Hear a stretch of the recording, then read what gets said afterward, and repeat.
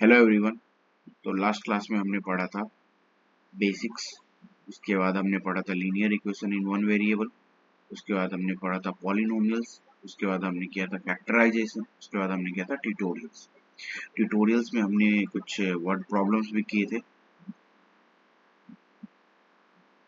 और ट्यूटोरियल्स हमने किया था linear equation in one variable का। ठीक है, आज हम लोग पढ़ेंगे linear equation in two variable. Linear equation in two variable इसमें हम क्या करेंगे, कुछ प्रॉपर्टीज देखेंगे। उसके बाद देखेंगे कि इसको सॉल्व कैसे करते हैं। तो linear equation in two variable में सॉल्व करने के कई सारे मेथड हैं। पहला मेथड क्या है, सब्स्टिट्यूशन मेथड। ठीक है, दूसरा क्या है, इलिमिनेशन मेथड। Elimination method. और तीसरा क्या है, ग्राफिकल रिप्रेजेंटेशन। ग्राफिकल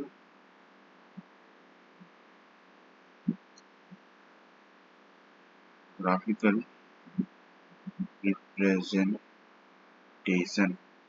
और फिर चौथा क्या है, cross multiplication method. Cross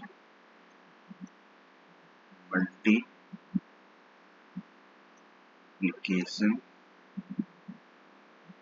method. ठीक है, तो ये चार मेथड है। ये चार मेथड हम देखेंगे। तो linear equation in two variable पढ़ने से पहले हम कुछ बेसिक पॉइंट्स डिस्कस करना चाहेंगे। तो जैसे कि linear equation in one variable है, जैसे कि linear equation in one variable है। तो linear equation in one variable का एग्जांपल क्या होता है कि कुछ इस तरह से, suppose 7x plus 2 is equals to suppose 9 है। ठीक है, तो हम यहाँ से इसको अगर सॉल्व करेंगे तो क्या होगा, 7x equals to 9 minus 2, x equals कितना हो जाएगा, x इक्वल्स हो जाएगा 1। ठीक है, ये बात समझ में आ रही है। Linear equation in one variable है, इसका एग्जांपल है 7x plus 2 is equals to 9, तो 7x इक्वल्स टू 9 माइनस 2, तो x इज इक्वल्स टू 1।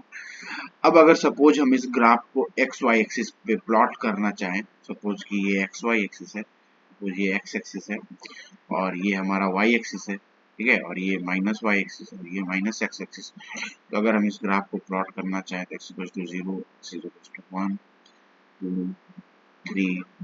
ठीक है, और ये इसी तरह से -1, -2 और ये 1 और ये 2, ये इसी तरह से -1, ये -2। ठीक है, अगर हम इस ग्राफ को y एक्सिस पे प्लॉट करें तो ये ग्राफ कहाँ पे आएगा, यहाँ पे आएगा। ठीक है, अगर सिमिलरली हम इस ग्राफ को अगर हम और अगर दूसरा इक्वेशन हो कोई भी तरह का, ax प्लस बी टू सी या फिर ax प्लस बी टू 0, जिस तरह से हो, इस ग्राफ को कहीं भी प्लॉट करेंगे तो ये ग्राफ हमेशा किस पे आएगा, एक्स एक्सिस पे आएगा। ठीक है, और ये ग्राफ हमेशा क्या रिप्रेजेंट करेगा, एक पॉइंट को रिप्रेजेंट करेगा, एक पॉइंट को रिप्रेजेंट करेगा। ठीक है, ये क्या रिप्रेजेंट करेगा, ये किस चीज को रिप्रेजेंट करेगा, ये रिप्रेजेंट करेगा पॉइंट को हमेशा। और कहाँ लाई करेगा, एक्स एक्सिस पे, always lie on x axis. ठीक है, और ये वैलिड भी है, क्यों, क्योंकि इसका जो वेरिएबल है केवल एक ही वेरिएबल है और वो वेरिएबल क्या है, एक्स है। केवल एक ही वेरिएबल है और वो वेरिएबल क्या है, एक्स है। तो ये ग्राफ हमेशा एक्स एक्सिस पे लाई करेगा, ये वाई एक्सिस पे कहीं जाएगा भी नहीं। तो ये ग्राफ कैसा है, नेचर का, नेचर का कैसा है ग्राफ का, ग्राफ का नेचर कैसा है, वन डायमेंशनल, वन डायमेंशनल। ठीक है, वन डायमेंशन। ये समझना बहुत ही इंपॉर्टेंट है, ये बहुत ही बेसिक चीजें हैं। कोई भी कॉम्पिटिटिव एग्जाम्स हो, ओलंपियाड वगैरह हो, तो ये आपकी अंडरस्टैंडिंग चेक करती है और वो ऐसे डीप क्वेश्चंस पूछती है जहां पे आप एक्सपेक्ट नहीं करेंगे कि इस तरह से कुछ पूछा जा सकता है। आपको ऑलरेडी पता होती है ये चीजें, बट आप थोड़ा सा मिस कर जाते हो, थोड़ा सा ध्यान नहीं दे पाते हो, तो ये चीजें आपको पता नहीं चलती है। तो क्या है, linear equation in one variable है, कुछ इस तरह से है और इसको सॉल्व किए। ठीक है, और अगर इसको सॉल्व किए, एक्स इज इक्वल टू 1 है, सपोज लीनियर इक्वेशन कुछ इस तरह से है और इसको सॉल्व किए तो एक्स इक्वल टू 1 आया। अगर इसको रिप्रेजेंट करेंगे तो यहाँ पे रिप्रेजेंट होगा और ये क्या करेगा, एक पॉइंट को रिप्रेजेंट करेगा, एक्स इक्वल टू 1। और सपोज अगर कोई लीनियर इक्वेशन है और उसको सॉल्व कर रहा है तो एक्स इक्वल टू कुछ भी आए, चाहे पॉइंट में आए या फिर रूट में आए या कैसे भी आए, ठीक है, या फ्रैक्शन में आए। ठीक है, क्या करेगा, ये इस नंबर लाइन पे उसको रिप्रेजेंट किया जा सकता है एक्स एक्सिस पे, ठीक है, कहीं भी रिप्रेजेंट कर सकते हैं हम लोग। और वो क्या करेगा, एक पॉइंट को रिप्रेजेंट करेगा, और ये हमेशा किस एक्सिस पे लाई करेगा, एक्स एक्सिस पे लाई करेगा। और ग्राफ का नेचर कैसा होगा, वन डायमेंशनल होगा। वन डायमेंशनल क्यों, पॉइंट क्या होता है, पॉइंट वन डायमेंशनल होता है, क्या होता है, वन डायमेंशनल होता है पॉइंट टू। इसमें क्या होता है कि इसमें क्या है कि ये स्पेस तो ऑक्युपाई करता है, ठीक है, पर इसका मतलब क्या है कि एक ही डायरेक्शन में है, मतलब ऐसा है कि ये वन डायमेंशन मतलब वाई एक्सिस में इसको जीरो मानते हैं। अगर कुछ इस तरह से होता तो ये क्या होता, ये 2D होता, टू डायमेंशनल होता है। क्यों, क्योंकि ये वाई एक्सिस पे भी है और एक्स एक्सिस पे भी है, ठीक है। ये इसका हर लाइन एक्स एक्सिस पे भी लाई कर रहा है और इसका हर लाइन वाई एक्सिस पे भी लाई कर रहा है, ठीक है। तो ये 2D हो जाता है। तो ठीक है, तो ठीक है, तो ये चीज समझ में आ गई। तो इसी तरह से अगर linear equation in two variable है, अगर हम बात करें कि linear equation in two variable का, अगर हम बात करें linear equation in two variable की अगर हम बात करें तो क्या होती है कि ये ग्राफ कैसा होता है, इस तरीके से एक्स एक्सिस पे भी है और वाई एक्सिस पे भी है, ठीक है। ये क्या है, एक्स एक्सिस पे भी है और वाई एक्सिस पे भी है। अगर सपोज हम इस तरह से है y equals to M X plus C, ठीक है, तो ये क्या है, ये लीनियर इक्वेशन टू वेरिएबल का एक एग्जांपल है। क्यों, क्योंकि x की वैल्यू डिसाइड करेगी कि y कैसे बिहेव कर रहा है, ठीक है। या फिर यूं कह लीजिए वाइस वर्सा भी ट्रू है, y की वैल्यू डिसाइड करेगी कि x कैसे बिहेव कर रहा है, ठीक है। और ये इक्वेशन जो है, इस इक्वेशन को देख के डरना नहीं है, ये एक्चुअली स्ट्रेट लाइन की इक्वेशन है। ये क्या है, इक्वेशन ऑफ स्ट्रेट लाइन है। जब आप 11th में जाएंगे और कोऑर्डिनेट ज्योमेट्री पढ़ेंगे, कोऑर्डिनेट ज्योमेट्री पढ़ेंगे, तो यहाँ पे ये चीज आपको मिल जाएगी, ठीक है। और ये बहुत ही सिंपल चीज है, एम क्या है, इसका स्लोप है, ये सब चीजें मतलब इतना देखना नहीं है। जैसे सपोज कि ये लाइन है, ठीक है, ये कोई लाइन है एल, और ये एक्स एक्सिस सॉरी ये वाई एक्सिस है, और ये क्या है, ये एक्स एक्सिस है। तो ये इस तरह से एक्सिस पे रिप्रेजेंट कर रही है और कहीं पे कट कर रही है, तो ये एक्स एक्सिस पे है, इसकी सारी वैल्यू एक्स एक्सिस पे है, यहाँ पे यहाँ पे यहाँ पे, ठीक है। यहाँ पे ये पॉइंट है, ये एक्स एक्सिस पे भी है और ये वाई एक्सिस पे भी है, ठीक है। ये पॉइंट एक्स पे भी है और क्या है, वाई पे भी है, ठीक है। और फिर ये पॉइंट एक्स पे भी है और क्या है, वाई पे भी है। ये पॉइंट एक्स पे है, वाई पे है, एक्स पे है, वाई पे है। तो इस पॉइंट को रिप्रेजेंट करने के लिए हमें इस पॉइंट को रिप्रेजेंट करने के लिए हमें क्या चाहिए, एक्स की वैल्यू भी चाहिए और वाई की वैल्यू भी चाहिए। इस पॉइंट को रिप्रेजेंट करने के लिए फिर हमें क्या चाहिए, एक्स की वैल्यू चाहिए और क्या चाहिए, वाई की वैल्यू भी चाहिए।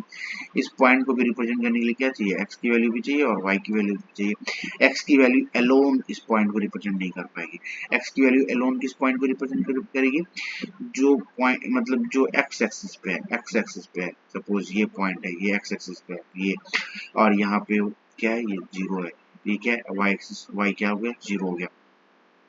तो अगर हमें इस पॉइंट को रिप्रेजेंट करना है तो इस पॉइंट को भी रिप्रेजेंट के लिए हमें क्या चाहिए, एक एक्स चाहिए, एक वाई चाहिए, टू वेरिएबल्स चाहिए, ठीक है। कितने वेरिएबल्स चाहिए, टू वेरिएबल्स चाहिए। टू वेरिएबल्स है तो इसका मतलब क्या है, टू वेरिएबल्स है, ये टू वेरिएबल्स है, इसका मतलब क्या है, टू पॉइंट्स है हमारे पास, ठीक है। एक पॉइंट जो हमें एक्स एक्सिस को रिप्रेजेंट कर रही है, एक पॉइंट जो एक्स एक्सिस को रिप्रेजेंट कर रही है, और एक पॉइंट जो वाई एक्सिस को रिप्रेजेंट कर रही है, ठीक है। तो इस तरह से ये होता है। तो linear equation in two variable क्या होता है कि ऐसा इक्वेशन मतलब जो लीनियर हो नेचर का, लीनियर का मतलब आप लोग समझ चुके हैं कि पॉलिनोमियल में हमने समझा था कि लीनियर किसको बोलते हैं, जिसकी हाईएस्ट डिग्री क्या होती है, हाईएस्ट डिग्री क्या होनी चाहिए, वन होनी चाहिए। कोई भी इक्वेशन हो जिसकी हाईएस्ट डिग्री वन हो तो उसको लीनियर इक्वेशन कहेंगे। और टू वेरिएबल का मतलब टू वेरिएबल्स होना चाहिए, एक्स या वाई, फिर पी या क्यू, मतलब कोई भी दो वेरिएबल होना चाहिए, ठीक है, जिससे हम इसको रिप्रेजेंट कर पाए। ये चीज समझ में आ गई। एक्स एक्सिस को ये बोलते हैं एब्सिसा बोलते हैं, वाई एक्सिस को ऑर्डिनेट बोलते हैं। ये चीज तो आप समझ ही रहे होंगे। एक्स वाई है, इसको इस तरह से रिप्रेजेंट करते हैं एब्सिसा, और इसको ऑर्डिनेट बोलते हैं। शायद क्लास 9th में ये कोऑर्डिनेट ज्योमेट्री में है कि पॉइंट है, जो इस पॉइंट को ये y एक्सिस है, ये x एक्सिस है, और सपोज कोई पॉइंट है 1 2 3 1 2 3,2 है, ठीक है, 3,2 कोई पॉइंट है, ठीक है, इस पॉइंट को हमें इस एक्सिस पे लोकेट करना है। तो कैसे लोकेट करेंगे, ये 0 हो गया, ये 1 हो गया, ये 2 हो गया, ये 3 हो गया, ठीक है, 3 पे एक parallel line imaginary line draw करेंगे, फिर ये क्या है 1 है, ये क्या है 2 है, इस पे एक इमेजिनरी लाइन ड्रॉ करेंगे, और जहां पे ये दोनों कट किया ये क्या है, ये आपका पॉइंट है 3,2, ठीक है। 3 क्या रिप्रेजेंट करता है x एक्सिस को, ये क्या रिप्रेजेंट करता है x एक्सिस को, और ये क्या रिप्रेजेंट करता है y एक्सिस को, ठीक है। तो x एक्सिस का पॉइंट 3, y एक्सिस का पॉइंट 2, ठीक है। ये बात समझ में आ रही है, ये बात समझ में आ रही है। तो ये दो पॉइंट्स चाहिए होते हैं रिप्रेजेंट करने के लिए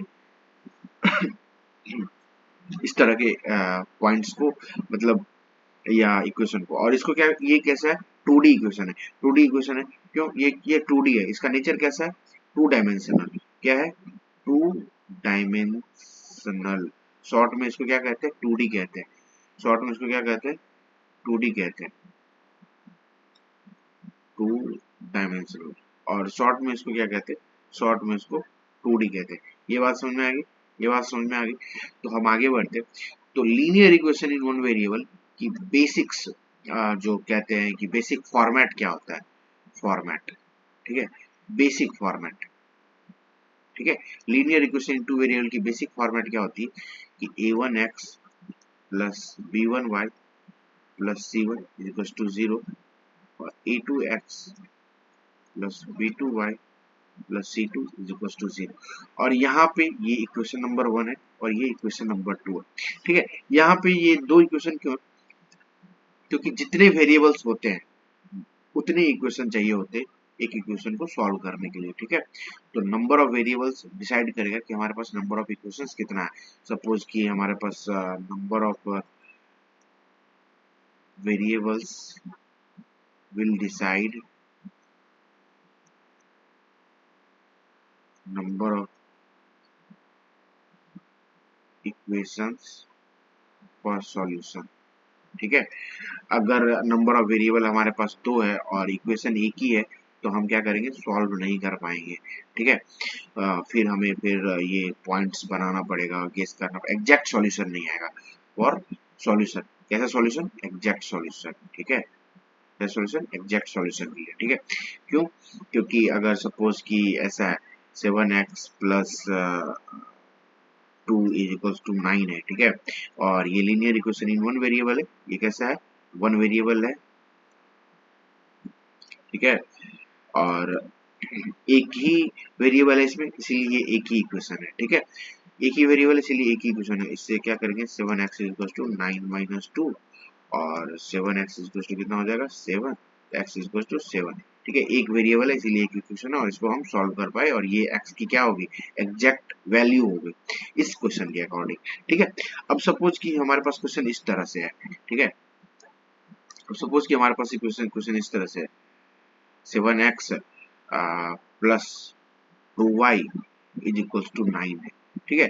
तो अब हम क्या करेंगे, हमारे पास दो वेरिएबल, अगर हम ऐसे करते हैं 7x, और ये दोनों आपस में जुड़ेगा भी नहीं क्योंकि ये अलग वेरिएबल है और ये अलग वेरिएबल है, इसकी वैल्यू अलग होगी, ये डिफरेंट है, ठीक है, और ये भी क्या है डिफरेंट वैल्यू है, तो इसकी वैल्यू अलग होगी, इसकी वैल्यू अलग होगी, तो ये आपस में ऐड भी नहीं हो सकते कि तुम ऐड कर दो, ऐसे ऐसा थोड़ी है कि 7x plus 2x is equal to 9, ये कितना हो गया 9x इज इक्वल टू 9, तो x इज इक्वल टू 1, तो ये ऐसा भी नहीं है, सेम वेरिएबल भी नहीं है ये, ठीक है, ये अलग अलग वेरिएबल है, तो इसको हम ऐड भी नहीं कर सकते, ठीक है, बात समझ में आ गई।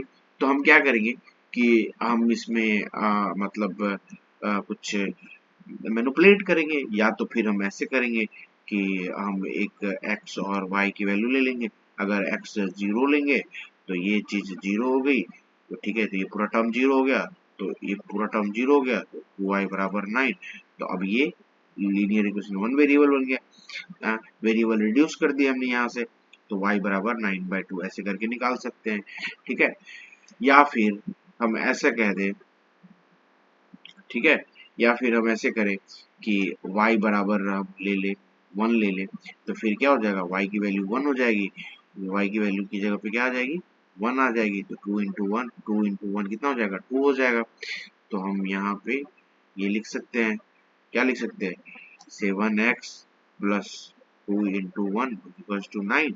फिर ये linear equation in one variable हो गया, तो 7x is equals to 9 minus 2, तो 7x इज इक्वल्स टू 7, तो x इज इक्वल्स टू 1। तो यहाँ से हम x की वैल्यू निकाल सकते हैं, ठीक है। तो y1, तो ये गेस करके होता है, पर ये क्या है, ये एग्जैक्ट सॉल्यूशन है। आप जितनी भी इस तरह से आप इनफाइनाइट निकाल सकते हो, y की वैल्यू जितनी सोच सकते हो, जितनी सोच सकते हो, 1 2 3 4 5 कुछ भी सोचो, ठीक है। ये सारे सेटिस्फाई करेंगे इस रिजल्ट को फिर इस तरह से, ठीक है। तो एग्जैक्ट सॉल्यूशन हमें नहीं मिलेगा, क्या नहीं मिलेगा, एग्जैक्ट सॉल्यूशन नहीं मिलेगा। इसीलिए जितना number of variables will decide number of equations for exact solution, ठीक है। तो अगर हमें एग्जैक्ट सॉल्यूशन चाहिए तो 2 वेरिएबल है, तो हमें हमारे पास कितना इक्वेशन होना चाहिए, 2 इक्वेशन होना चाहिए, ताकि y और x की एग्जैक्ट वैल्यू निकाली जा सके, ठीक है। ये चीज समझिए कि हमें क्यों 2 इक्वेशन चाहिए होती है। अब हम आगे बात करते हैं इसकी प्रॉपर्टीज के बारे में। तो सपोज कि लीनियर इक्वेशन इस तरह से a1x plus b1y plus c1 is equal to 0 और a2x plus b2y plus c2 is equal to 0। तो जब linear equation in one variable की बात करते हैं, जब हम वन वेरिएबल की बात करते हैं, ठीक है, तो अगर कुछ इस तरह से example 7x plus 2 is equal to 9 है, तो इसमें x की कितनी वैल्यू है जो इस रिजल्ट को सेटिस्फाई कर सकती है, एक वैल्यू, ठीक है। एक ही वैल्यू है क्या, क्यों, क्योंकि अगर ये इस side LHS is equal to RHS होना चाहिए, तभी ये इक्वेशन वैलिड है, ठीक है। ये बात समझ में आ रही है। तो x की कौन सी वैल्यू, x की x इक्वल टू 2 डालेंगे, सॉरी x इक्वल टू अगर हम 1 डालते हैं तभी ये क्या हो जाएगा, 9 इक्वल टू 9 होगा। 7 इंटू 1 प्लस 2, ये क्या कितना हो गया, 9 हो गया है। 7 ये कितना हो गया, 9 हो गया। 7 प्लस 2 9, तो 9 इक्वल टू, तो दिस इंप्लाइज 9 इक्वल टू 1 9। ये वैलिड है, ये कहना वैलिड है कि 9 इज इक्वल टू 9 होता है, ये तो वैलिड रिजल्ट है, ठीक है। तो हमें एटलीस्ट कितनी वैल्यू चाहिए, वन वैल्यू चाहिए होती है एग्जैक्ट सॉल्यूशन के लिए, ठीक है। तो हम क्या कहते हैं, तो linear equation in one variable का क्या होता है केस कि solution will exist, solution will exist, exist मतलब यहाँ पे इसका एक सॉल्यूशन तो है, मतलब इसका जीरो सॉल्यूशन तो नहीं हो सकता, एक सॉल्यूशन तो होगा ही होगा, ठीक है। अगर हम बोल रहे x इज इक्वल टू 0, फिर ये वैलिड नहीं होगा, फिर क्या होगा, ये वैलिड नहीं होगा। x इक्वल टू 0 अगर हम बोले तो ये क्या होगा, वैलिड नहीं होगा। और x इक्वल टू 0 हम बोलेंगे क्यों, क्योंकि ऐसे हम सॉल्व नहीं करते ना, गेस करके सॉल्व नहीं करते ना, हम सॉल्व कैसे करते हैं लीनियर इक्वेशन टू वेरिएबल को। 7x plus 2 is equal to 9 है, तो 7x इज इक्वल टू कितना लिखते हैं, 9 माइनस 2, तो x is equal to 9 minus 2, और इधर मल्टीप्लाई है तो डिवाइड में चला गया 7, तो 9 माइनस 2 कितना होगा, 7 by 7, this is equal to 1, ठीक है। तो ये एक एग्जैक्ट वैल्यू दे रही है, ठीक है। तो हम इसमें ऐसे कर भी नहीं सकते कि मतलब गेस करके नंबर नहीं डाल सकते, तो वो तो वैलिड नहीं है। तो linear equation in one variable का सॉल्यूशन विल ऑलवेज एग्जिस्ट, ठीक है, सॉल्यूशन विल ऑलवेज एग्जिस्ट। इसका क्या होता है कि solution will always be unique, ठीक है, एंड वैलिड, ठीक है। वैलिड का मतलब एग्जिस्ट कर रहा है, सॉल्यूशन हमेशा यूनिक रहेगा और वैलिड रहेगा, ठीक है। ये चीज linear equation in one variable के लिए है, पर linear equation in two variable के लिए ये चीज अप्लाई नहीं होती, ठीक है। तो इसकी एक प्रॉपर्टी होती है, तो हम प्रॉपर्टी देखेंगे कि अगर सॉल्यूशन एग्जिस्ट करता है तो उसको क्या बोलते हैं, अगर सॉल्यूशन एग्जिस्ट करता है तो इसको क्या बोलेंगे, कंसिस्टेंट, कंसिस्टेंट, ठीक है। और अगर सॉल्यूशन एग्जिस्ट नहीं करता है उसको क्या बोलेंगे, इनकंसिस्टेंट। अगर if solution does not exist उसको क्या बोलेंगे, इनकंसिस्टेंट, ठीक है। अगर सॉल्यूशन एग्जिस्ट करेगा तो क्या बोलेंगे, कंसिस्टेंट। अगर सॉल्यूशन एग्जिस्ट नहीं करेगा तो क्या बोलेंगे, इनकंसिस्टेंट। इनकंसिस्टेंट का मतलब नो सॉल्यूशन, क्या हो जाएगा, नो सॉल्यूशन। इनकंसिस्टेंट का क्या मतलब हो गया? No solution. ठीक है, और हम ये कैसे पता करेंगे कि ये लीनियर इक्वेशन सॉल्व हो पाएगा कि नहीं हो पाएगा? मतलब सॉल्यूशन एग्जिस्ट का मतलब क्या है? ये सॉल्व हो जाएगा। ठीक है, एक्स और वाई की वैल्यू निकल के आ जाएगी। और अगर नो सॉल्यूशन कहेंगे इसका मतलब है कि ये सॉल्व नहीं हो पाएगा, एक्स और वाई की वैल्यू नहीं आएगी। आप चाहे कुछ भी कर लीजिए, एक्स और वाई की एग्जैक्ट वैल्यू नहीं ला पाएंगे। आपको फिर गेस करना पड़ेगा, गेस करके डालिए वैल्यू, तब जाके कुछ हो सकता है। मतलब नो सॉल्यूशन एग्जिस्ट। ठीक है, तो ये चीजें है ना, ये हमें पता कैसे चलेगा कि सॉल्यूशन एग्जिस्ट करता है कि नहीं करता है? ठीक है, तो इसके लिए मतलब हम क्या करेंगे कि हम मेथड देखेंगे। तो क्या है? a1x plus b1y plus c1 equals to 0 और a2x plus b2y plus c2 equals to 0। ये क्या है? फॉर्मेट है लीनियर इक्वेशन का। ठीक है, पहला इक्वेशन और ये दूसरा इक्वेशन। सपोज हम कुछ इस तरह से लिख लें, 2x plus 3y plus 4 is equal to 0, और ये लिख ले 1x plus y plus 3 is equal to 0। ठीक है, सॉरी 1x को 1x नहीं लिखते, सीधे x ही लिखते हैं। तो अगर इस तरह से हो तो हम क्या कहेंगे कि क्या इसका सॉल्यूशन एग्जिस्ट करता है या नहीं? ठीक है, सॉल्यूशन होगा या नहीं, ये सॉल्वेबल है या नहीं, ये इक्वेशन सॉल्व कर सकते हैं या नहीं। तो हम इसको चेक करने के लिए हमारे पास एक मेथड है। ठीक है, तो कोई भी लीनियर इक्वेशन को दो भाग में डिवाइड करते हैं। ठीक है, और पहला भाग क्या है? कंसिस्टेंट। क्या है ये? कंसिस्टेंट। और दूसरा भाग क्या है? इनकंसिस्टेंट। इनकंसिस्टेंट। कंसिस्टेंट का मतलब सॉल्यूशन एग्जिस्ट, सॉल्यूशन एग्जिस्ट, और इनकंसिस्टेंट का मतलब नो सॉल्यूशन। ठीक है, ठीक है, और कंसिस्टेंट अंदर भी लीनियर इक्वेशन में कंसिस्टेंट के अंदर भी दो मेथड होता है, दो चीजें आती है। ठीक है, तो पहला चीज क्या आती है कि यूनिक सॉल्यूशन। ठीक है, यूनिक सॉल्यूशन। ठीक है, और दूसरा क्या आती है? Infinite many solution. Infinite, infinitely many solution. ठीक है, अब हम जब इधर बात करते नो सॉल्यूशन की, आगे तो और कोई आएगा नहीं। मतलब नो सॉल्यूशन का मतलब नो सॉल्यूशन, इधर ही बात खत्म। ठीक है, तो हम आगे देखेंगे कि क्या होता है।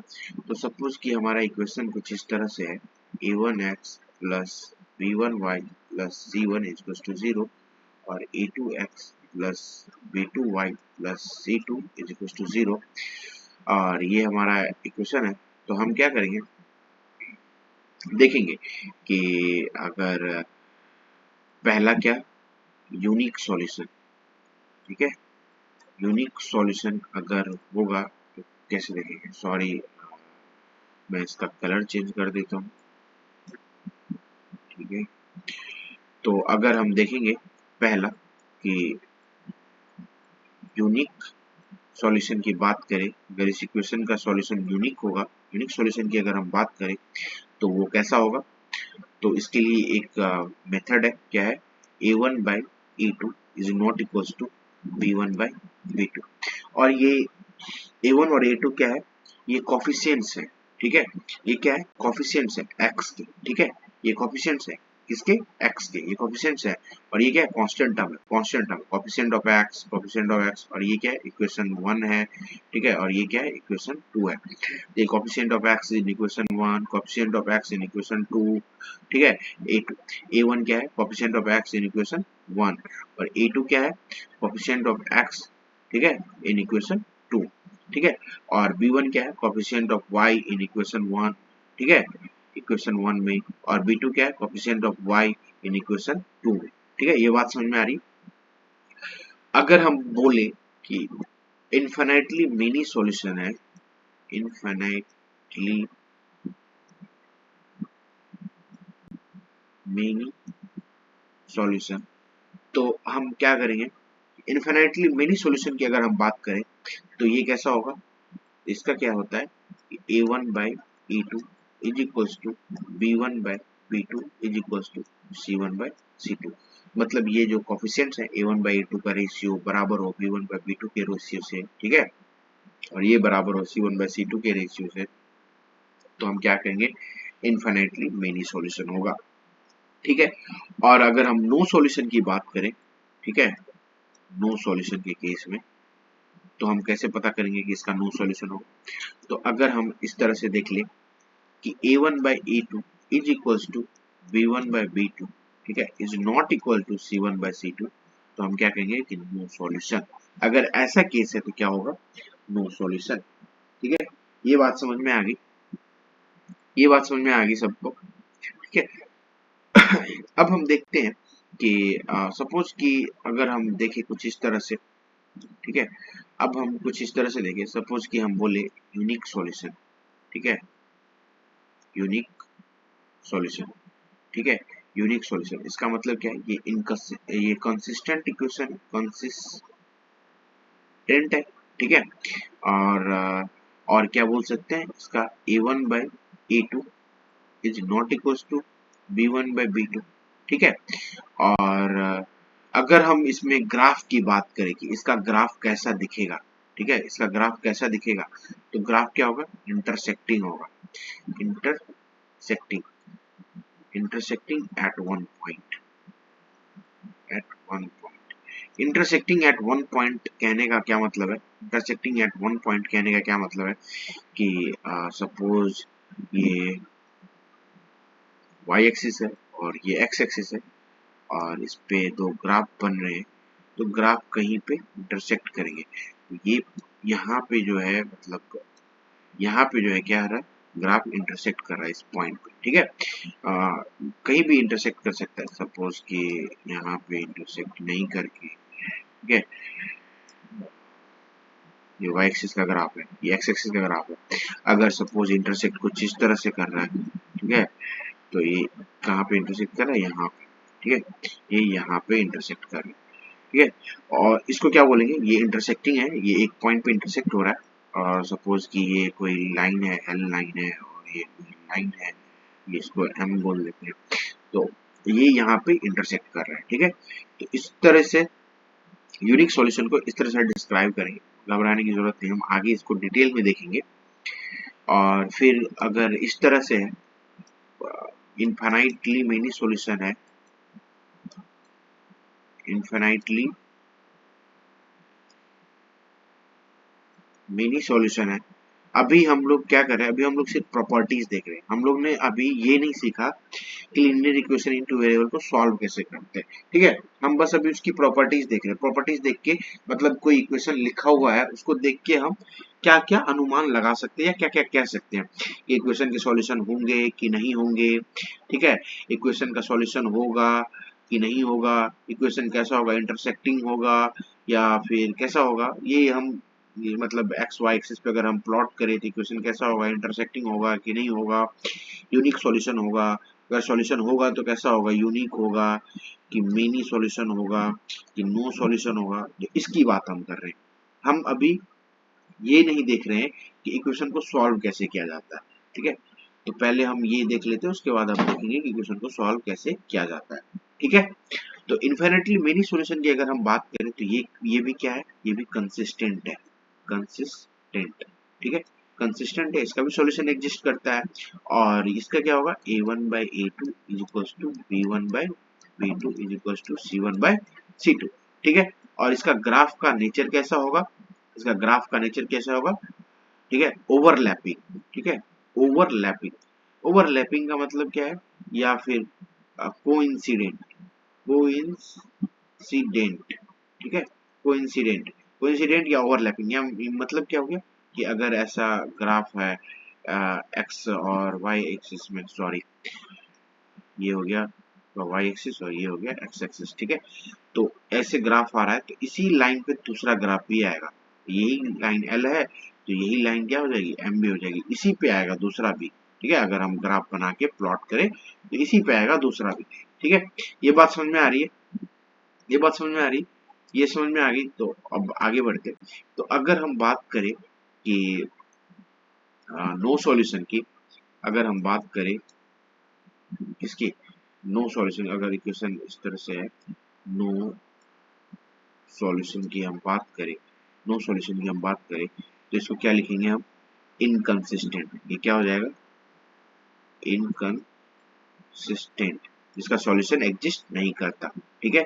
और ये क्या हो जाएगा, a1 by a2 is equals to b1 by b2 is not equals to c1 by c2। और अगर इसकी ग्राफ की बात करें तो इसका ग्राफ कैसा होगा, सपोज कि ये एक्स एक्सिस है और ये वाई एक्सिस है, इसका ग्राफ क्या होगा, पैरेलल होगा। क्या होगा,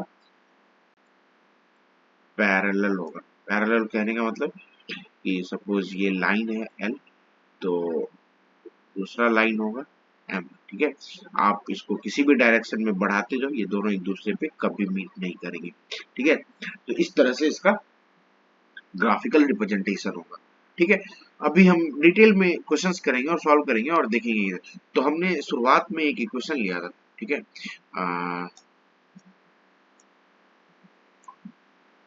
चला गया, हाँ ये, तो 2x plus 3y plus 4 is equal to 0 और x plus y plus 3 is equal to 0। तो हम ये इक्वेशन यहाँ पे लिख लेते हैं। क्या था, 2x plus 3y plus 4 is equal to 0 और x plus y plus 3 is equal to 0। तो अगर हम देखें तो हम इस इक्वेशन के बारे में हम क्या क्या कमेंट कर सकते हैं। तो हम देखेंगे कि इसका a1 क्या है, इसका a1 इज इक्वल टू 2 है, ठीक है। और a2 क्या है, a2 इज इक्वल टू 1 है। a2 कौन सा है, ये क्या है, ये x की कोफिशिएंट, ये क्या है, ये आपका क्या है, ये 1 जो है यहाँ पे लिखा हुआ, मतलब लिखा हुआ तो नहीं है, हिडन है। तो ये हिस्सा जो है, ये हिस्सा a1 हो गया, ये हिस्सा यहाँ पे a2 हो जाएगा, ये हिस्सा b1 हो जाएगा और ये क्या हो जाएगा, यहाँ पे b2 हो जाएगा। और ये क्या है आपका c1 है और ये क्या है c2। अगर किसी भी हमने पॉलिनोमियल में सीखा था कि किसी भी वेरिएबल के साथ अगर इस तरह से वेरिएबल एलोन है, इसका मतलब क्या है कि 1 इंटू वाई लिखा हुआ है, ठीक है, 1 हिडन है, ठीक है। तो इसका कोफिशिएंट क्या होगा, 1 होगा। इसका कोफिशिएंट क्या होगा, 1 होगा, ठीक है। इसका कोफिशिएंट क्या होगा, 1 होगा। ये 1 क्या है, इसका coefficient of coefficient of y है, ठीक है। ये क्या है, कोएफिशिएंट ऑफ वाई है, ठीक है। तो ये चीज हमने पॉलिनोमियल में देखा था, डिटेल में देखा था, ठीक है। तो हम यहाँ पे क्या लिख सकते हैं, a1 इक्वल टू कितना है, 2 है, a2 इक्वल टू कितना है, 1 है, और b1 इक्वल टू कितना है, 3 है, और b2 इक्वल टू कितना है, 1 है, और c1 इक्वल टू कितना है, 4 है, और c2 इक्वल टू कितना है, 3 है। तो अगर हम इसको करें a1 by a2 तो ये कितना हो जाएगा, 2 by 1 हो जाएगा। और हम अगर करें b1 by b2 तो ये कितना हो जाएगा, 3 by 1 हो जाएगा। तो हम यहाँ से क्या कह सकते हैं कि a1 by a2 is not equal to b1 by b2, ठीक है। और जब हम ऐसा कह दिए तो इसका मतलब क्या है, ये क्या है, यूनिक सॉल्यूशन की बात कर रहे हैं।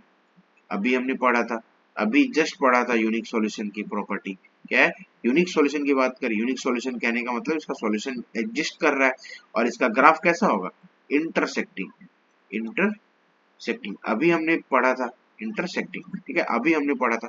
अगर हम इसके ग्राफ को वेरीफाई करने की कोशिश करें तो हम इसके ग्राफ को वेरीफाई कर सकते हैं। ये इक्वेशन है, सपोज की ये इक्वेशन है 2x plus 3y plus 4 is equal to 0 और ये क्या था, x plus y plus 3 is equal to 0 और ये क्या था, इक्वेशन 1 था और ये क्या था, इक्वेशन 2 था, ठीक है। तो हमने इसके बारे में क्या क्या चीजें कमेंट कर दी कि इसका प्रॉपर्टीज क्या होगी, यूनिक है, ये ऐसा ऐसा। अब अगर ये यूनिक होगा,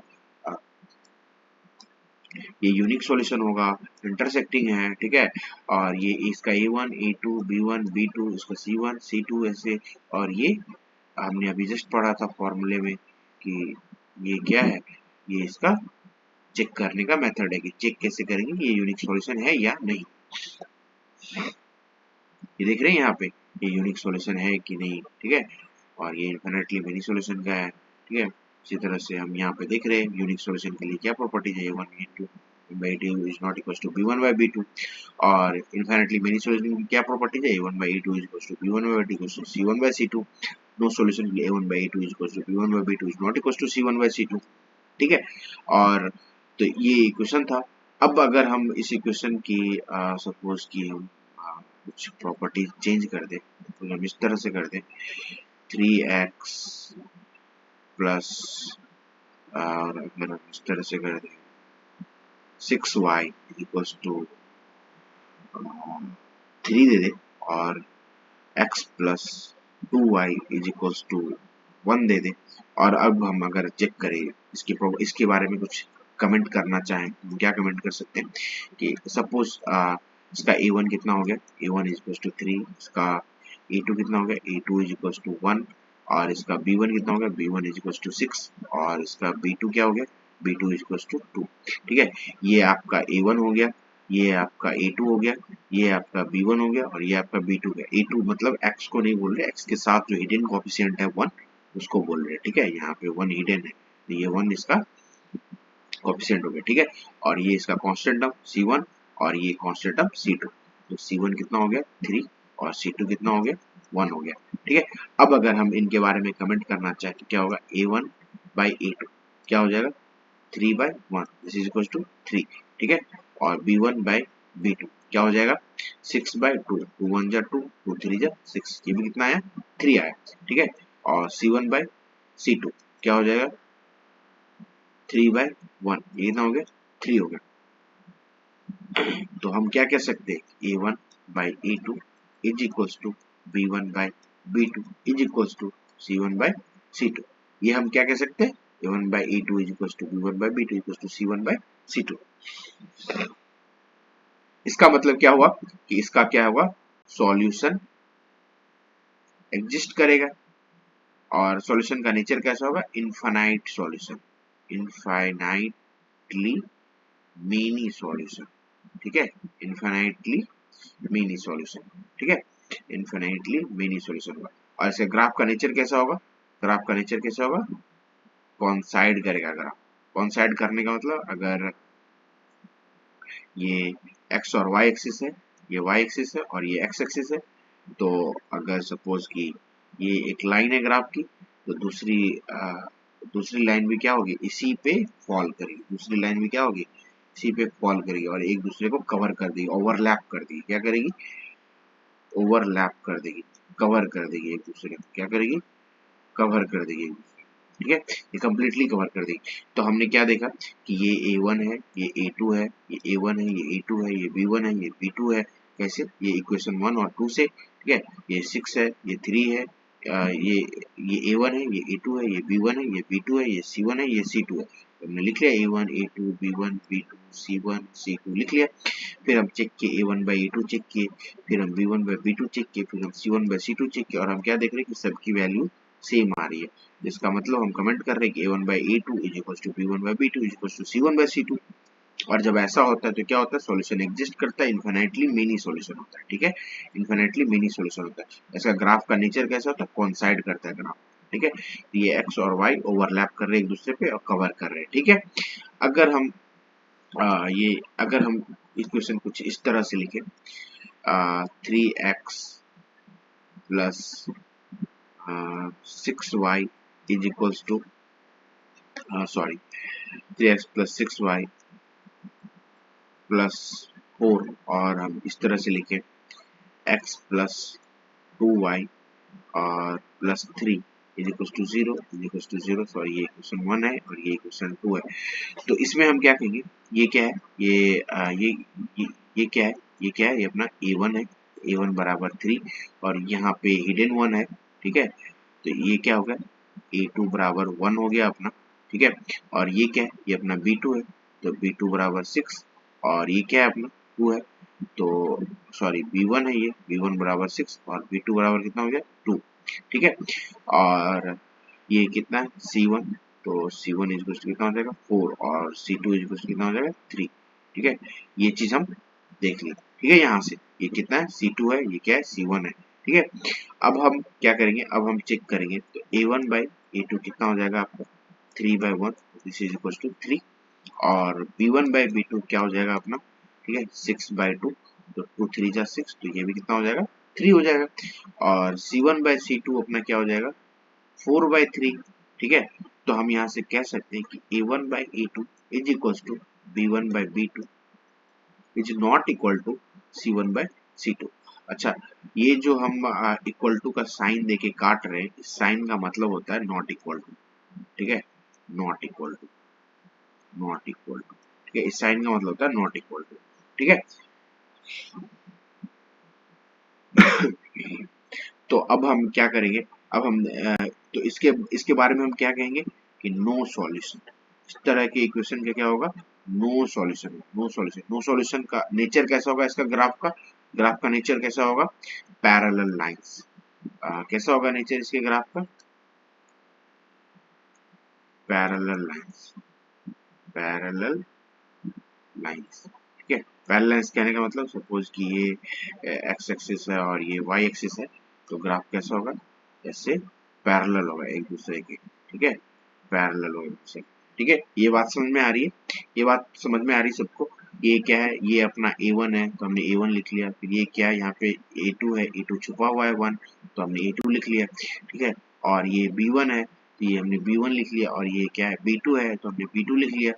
यहाँ पे ये C1 है अपना, तो हमने यहाँ पे C1 लिख लिया, और ये अपना क्या है C2 है तो हमने C2 लिख लिया। इसके बाद हम चेक किए A1/A2 3 आ रहा है, B1/B2 3 आ रहा है, पर C1/C2 3 नहीं आ रहा है, ठीक है।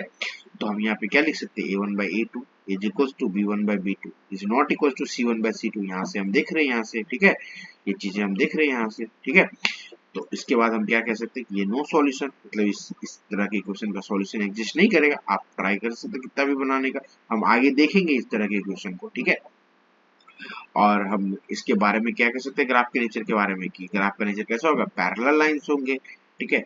और ये वाई एक्सिस और ये एक्स एक्सिस है, इसको प्लॉट करेंगे तो ग्राफ कुछ इस तरह से दिखाई देगा, ठीक है। और ये साइन क्या है, ये साइन है नॉट इक्वल टू का, जब भी हम इक्वल टू लिखते हैं तो ऐसे लिखते हैं, और जब नॉट इक्वल टू लिखते हैं तो ऐसे ऐसे लिख के काट देते हैं, ठीक है। ये क्या है, ये इक्वल टू का साइन है, इसका साइन है ये इक्वल टू का साइन है, ठीक है, ये इक्वल है, इक्वल टू का साइन है, ठीक है। ये बात समझ में आ गई। तो हम लोग अब नेक्स्ट क्लास में क्या करेंगे कि हम लोग नेक्स्ट क्लास में देखेंगे कि सॉल्व कैसे करते हैं, ठीक है, linear equation in one variable को सॉल्व कैसे करते हैं। और हम लोग मेथड देखेंगे, कौन से मेथड है, सब्स्टिट्यूशन मेथड, सब्स्टिट्यूशन मेथड, ठीक है। और फिर दूसरा मेथड क्या है, एलिमिनेशन मेथड, ठीक है, एलिमिनेशन है। तीसरा क्या है, ग्राफ से, थ्रू ग्राफ, ठीक है। चौथा क्या है, क्रॉस मल्टीप्लीकेशन, ये क्या है, क्रॉस मल्टीप्लीकेशन, ठीक है।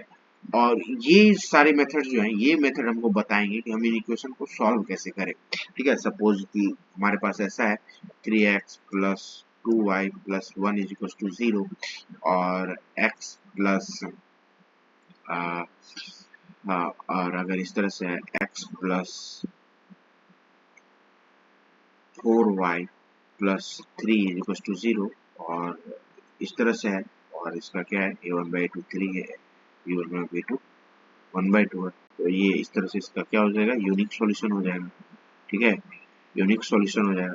और x की वैल्यू क्या होगी और y की वैल्यू क्या होगी, एग्जैक्ट वैल्यू, जो भी यूनिक सॉल्यूशन हो या जो भी है, तो ये वैल्यू क्या होगी, ये हम पता कर सकते हैं इन सारे मेथड्स को यूज करके, ठीक है। और हम इसको देखेंगे नेक्स्ट क्लास में, इनमें से कोई भी एक मेथड यूज कर सकते हैं, कोई भी एक मेथड एग्जाम में यूज कर सकते हैं या कहीं भी जनरली, मतलब, और देखेंगे कि इसका सॉल्यूशन क्या होता है, इसको सॉल्व कैसे करते हैं, ठीक है। तो अभी के लिए फिलहाल इतना ही, और अब मिलते हैं अगली क्लास में, नेक्स्ट क्लास में। थैंक यू, ठीक है। Please like our channel, share and subscribe for updates, ठीक है। थैंक यू, बाय।